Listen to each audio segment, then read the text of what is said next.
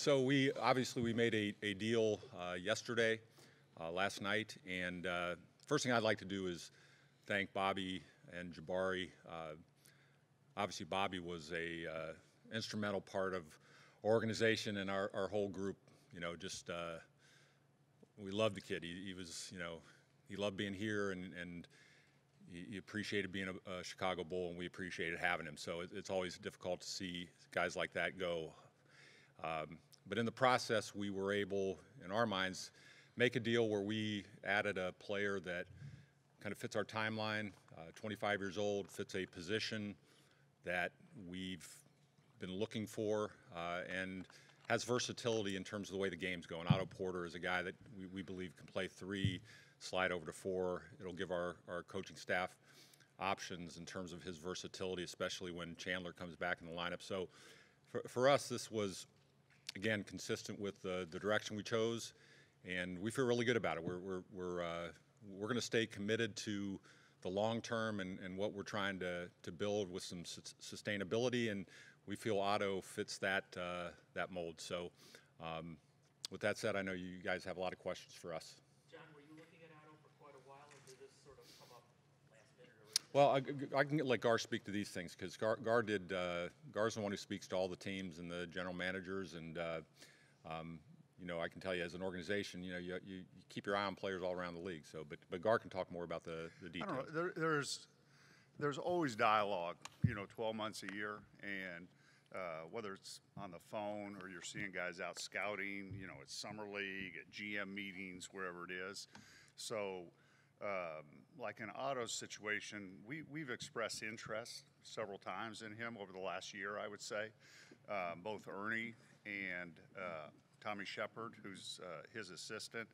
So it's interesting just in doing so, by showing interest. We never got into any really serious talks, but by doing so, when they made the decision, because I'd even read as of a week ago where they had said their ownership had come out and said they weren't going to make moves and they weren't going to trade anybody. And obviously they made a decision for whatever reason that's going on there that they were going to explore moving him, that they called us, and that's where the talks got started.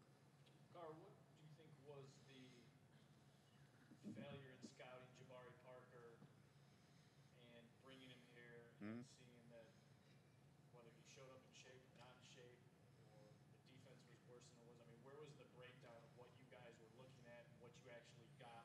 Yeah. I mean, do you view him as a mistake in bringing him here? Well, where we're at, and again, and just, at that point we were a year into a rebuild. Now we're a year and a half into a rebuild. And, obviously we need to continue to add talent to this roster. And we need to add young talent to this roster. And what we saw in Jabari was a guy who's 23 years old and had talent.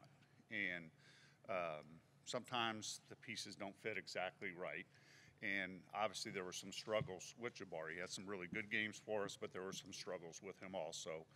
I think the key thing that, as John and I were looking at it, was in looking at trying to go out and get a talented player, that it was going to be a short-term commitment. And you hope for the best, and if it's not working out, you're not locked in long-term. And in essence, it's what we saw yesterday.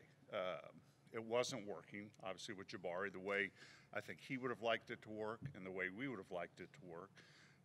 But the fact that we had that contract, and it was basically an expiring contract, enabled this trade to happen and for us to address what we think is a real need to get a young, talented 3-man and fill a need. So I don't know if that specifically answers your question, but it turned out, I think, as a positive for the Bulls. And I think Jabari's going to go to a situation in Washington where they're excited, to have him as they make a playoff push.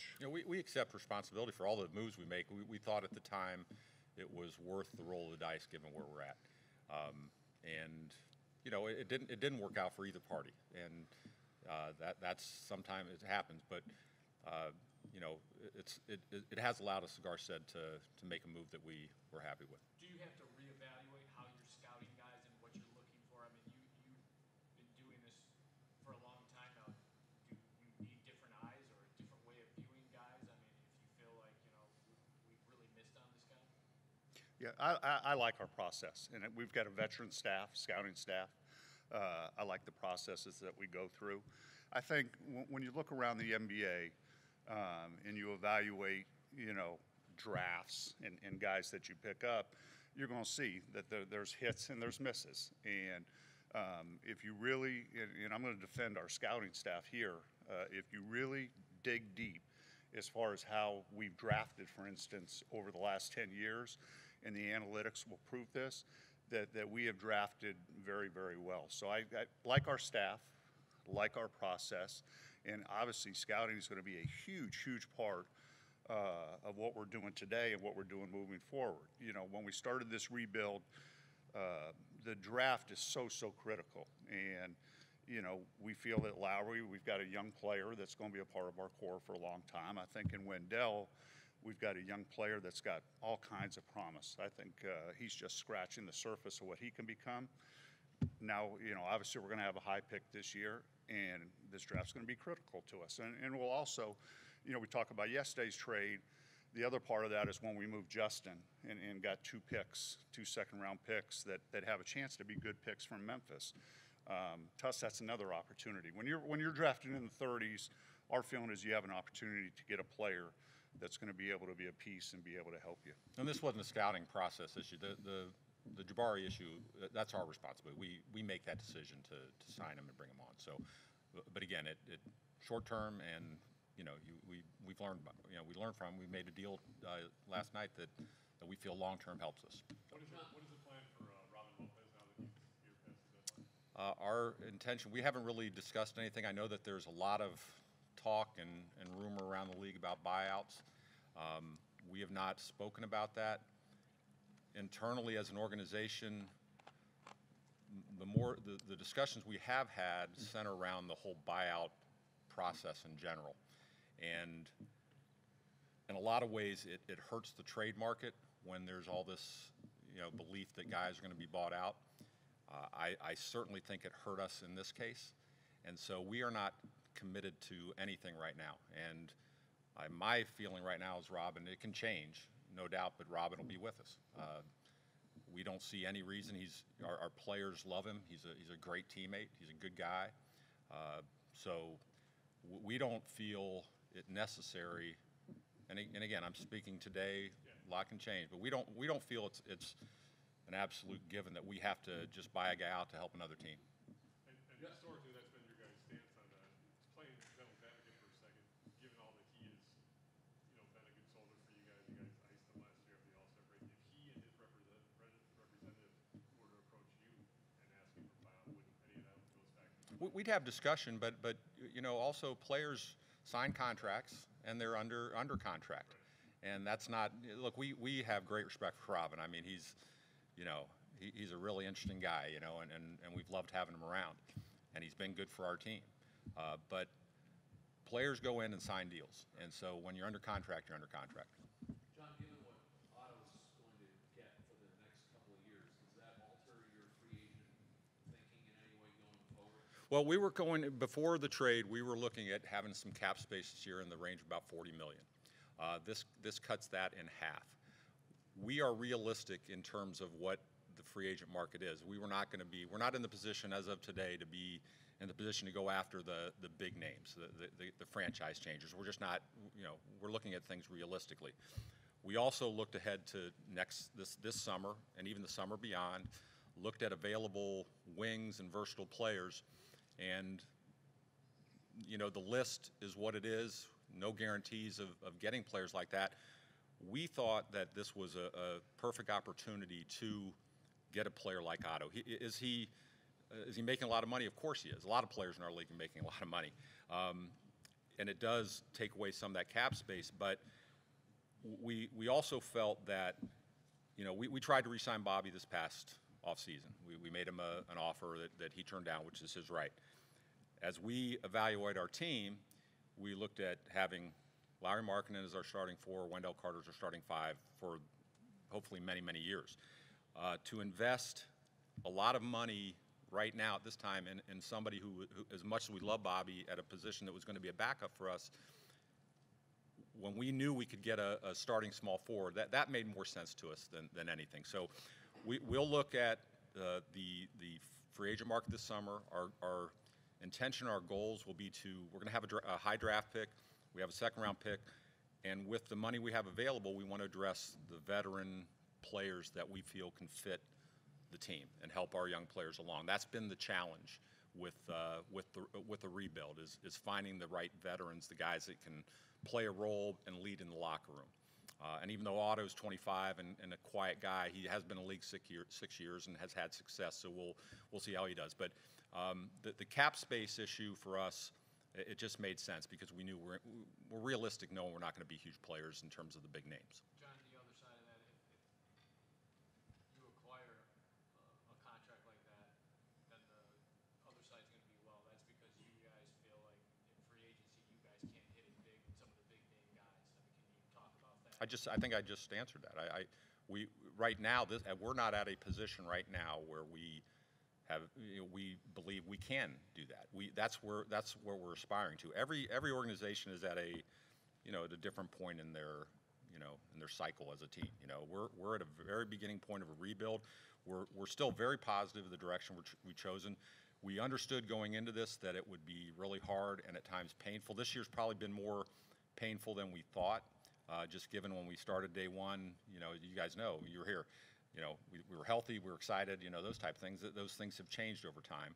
And when our guys have been together, candidly, we probably haven't played at the level that, we would hope. But with that said, over the last 2-3 weeks, we're seeing some signs. We're not winning games, but we're seeing some signs of offensive improvement, which is good. But, we have to sit here every day and say to ourselves and be honest, we are a young basketball team. It's very difficult to win in this league as a young team, but we are committed to the plan. We're committed to adding another young player in this draft that you hope will be an impact player to go along with the guys we have. And now, after this trade, we feel that we've got a starting two in Zach, a very athletic starting two, guy who's putting up offensive numbers. In Otto, we have a consistent three-point shooter in this league. He's been at 40% for his career as our three, and now we've got Lowry and Wendell, and we still are evaluating Chris Dunn.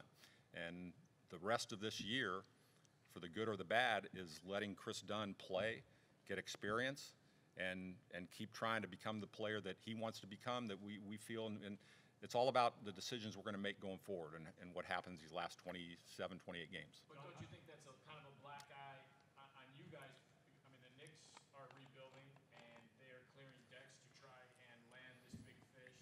And when you have a hometown guy, Anthony Davis, who has made no indication that he wants to come here, I mean, do you guys kind of wear that as, we're the Chicago Bulls, we should be a major player, and we're not? I mean, is that embarrassing for this front office? No, not at this time. We're trying to get there. We were part of the deal years ago when LeBron and those guys were out. We didn't get them, but we were part of that process then. Okay, we were in the game, as New York will be in the game, I'm sure, this summer. We are not at that stage. Is it a black eye? No, no. I don't consider it that. That's our aspiration. We've understood that the process we're in right now is hoping to get to that point. But we also believe that the draft is very important in order to build to get to there, and that's why we are sitting here, a year and a half after trading Jimmy, with Larry Markin and Wendell Carter out of the draft, another high draft pick coming up, and time will tell. Time will tell. But I'm confident in our ability to get there because we've done it before, and we understand that as painful as it is for us, our fans, everybody else, that we have to remain patient and continue consistently making the decisions we're making. John, how would you assess the job of Jim Boylan thus far this time? Jim is, the thing is, as we learn all the time, when you're in it every day with somebody, you find out who they are. And the one thing we're really pleased about, and we talked to Jim about because we're such a young team, is just the teaching component of the game to our guys consistently every day.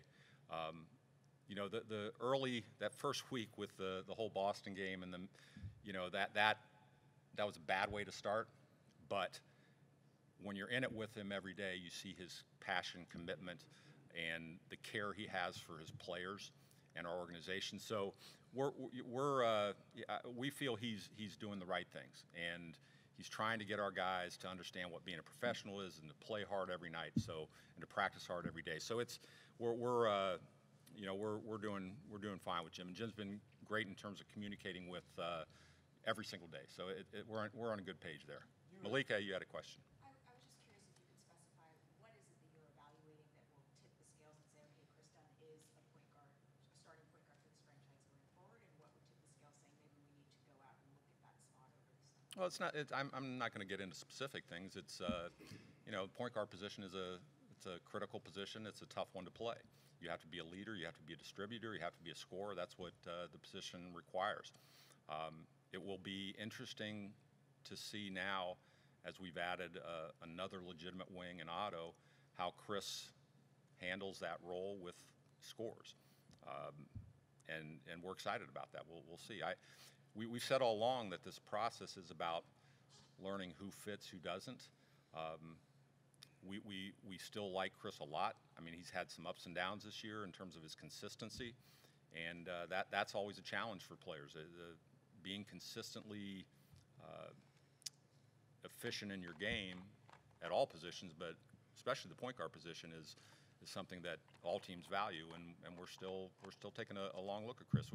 But we like him. He's been competitive. He can still defend, and he's playing hard. So we're going to keep evaluating him. You've referenced the timeline and Otto fitting that per se. What's the timeline for contending for a playoff spot, for taking the next level past that? Or? No one knows that. I mean, I can't pinpoint on a calendar and say by next year or whatever. I think we're all realistic in that as we get through the rest of this year, and our expectations that our Jim and his staff continue to coach our guys hard, and our guys keep trying to get better and try to start winning some games when they, if we can.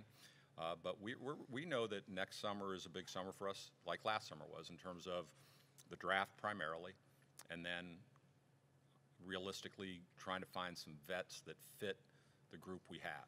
And that's part of what we evaluate now. We're evaluating the personalities of our guys, who might fit with them, and so we understand that's ahead of us. But to pinpoint a time, you just don't know. Can I add to that? Yeah. Cody, I think where we're at, I know people want instant gratification. We understand that. We do also, and I think John mentioned, as you start off, in this first couple of years of a rebuild, it's it's painful for us. We know it's painful for our fans. But you're not going to snap your fingers and it all happens at once. It's got to be a process, a step-by-step process. And that's where I think what you're emphasizing, what I would say, we've got to piece this together and continue to make progress. And in doing so, that's where, getting Wendell, getting Lowry, the trade that we made that gave us, some key players, including Lowry. This is a big step for us, I feel, to get Otto Porter because he fits. And in doing so, we've also got to remain flexible, and we do have a level of flexibility this summer into the following summer. And that doesn't just mean signing, signing the star free agent. We've seen that having flexibility can give you the ability to acquire people via trade, uneven financial trades. It's part of the reason that Otto Porter now, who's a 25-year-old starting three, who's been very, very efficient and effective in his career. I mean, the analytics, it just blow him away, people that study that, but we've liked him as a player since college. And that's where the draft now, and using some money this summer, and continue to add pieces to this. Scar, you guys have, if my memory serves, you guys have an open roster spot right now? We do. Will you guys meet players in the buyout market, or do you have enough change, enough people? Well, if we were, I think it would be more to take a look at a young guy that we're intrigued with and give him a look, something like that. Yeah. John, you mentioned when Casey asked you about Jim Boylan, and obviously this is just as of today. Things are fluid, things can always change. Yeah. But the feeling is you guys are committed to him for next season. Is that the feeling as of today? Absolutely. Okay. Absolutely. Because I think people still think that he may be used for the rest of this year to establish a culture and then cut free. But in your guys' mind, that's not the case. No, sitting here today, we have every intention, and like I said, we're working well together. Our objectives are the same. All of us would like to, especially at our home floor, we'd love to show our fans, when last night, it's disappointing you don't win that game, but Jim's doing the right things, and he's from our seats that he's promoting the right message to our players and what we expect and what we want. A question for either of you gentlemen. Obviously, you pulled up the trade with Washington yesterday.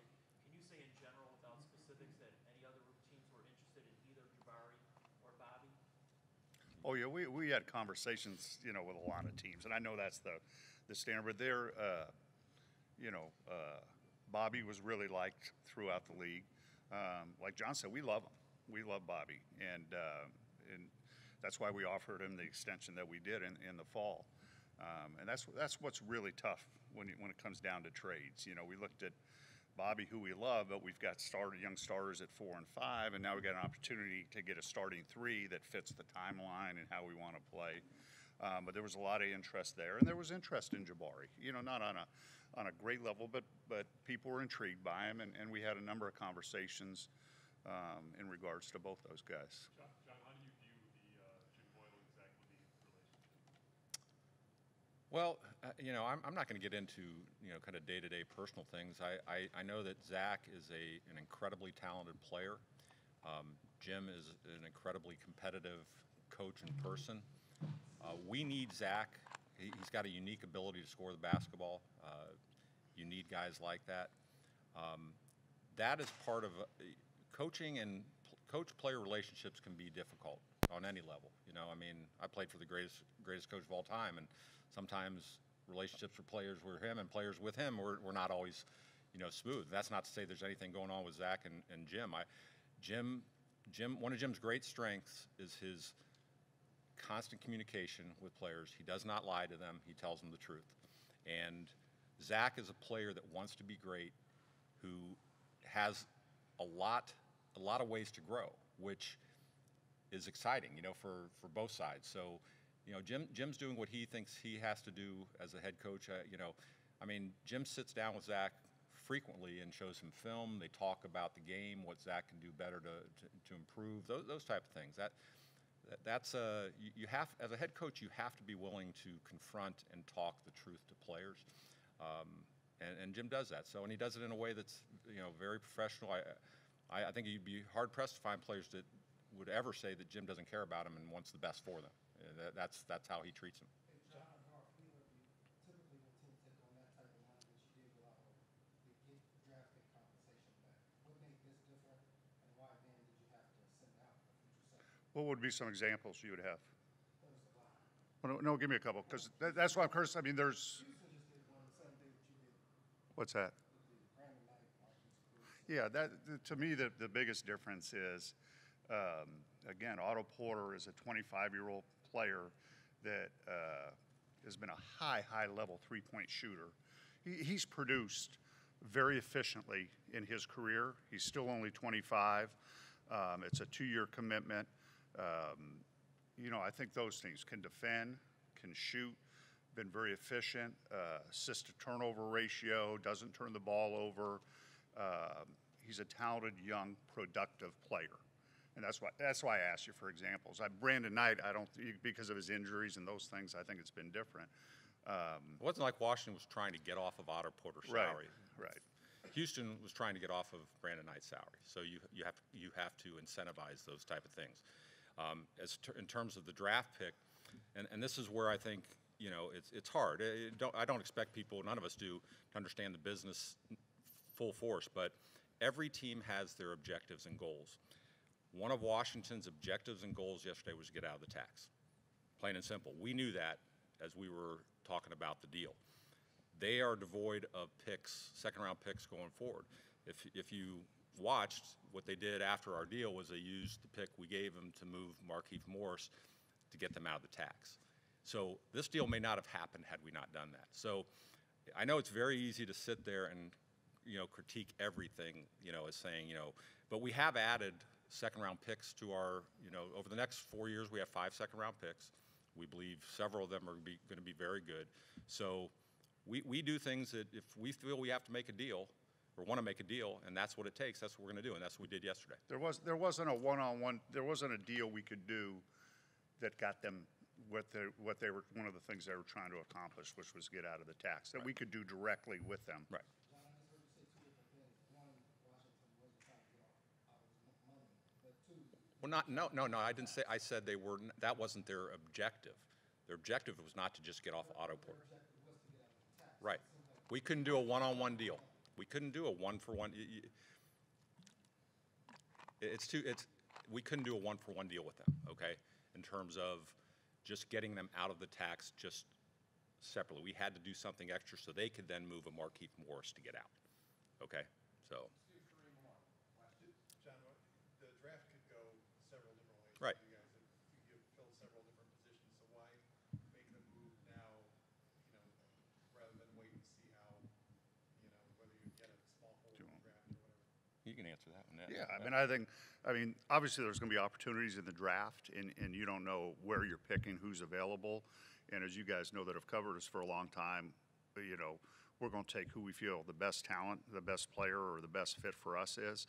But it's not like we're sitting here today. We still have a lot of holes to fill. And so when we have an opportunity to fill one of those holes, we did so with the trade yesterday. And we need more talent and more depth, and thus looking ahead to the draft wasn't a huge consideration when we can do a deal that we feel addresses a need today with a young player. How much is keeping Jim about not paying three coaches next year? Nothing. There's a perception out there. Well, we can't control perception, Darnell, and I will say this again. The only people who really know are those of us in the building, and I know that everyone has their contacts and they talk to people, but it has nothing to do with money. That's your question. That it has nothing to do with money. So. We're good. Thank you. Great. Thank Thanks. you. Thank you very much.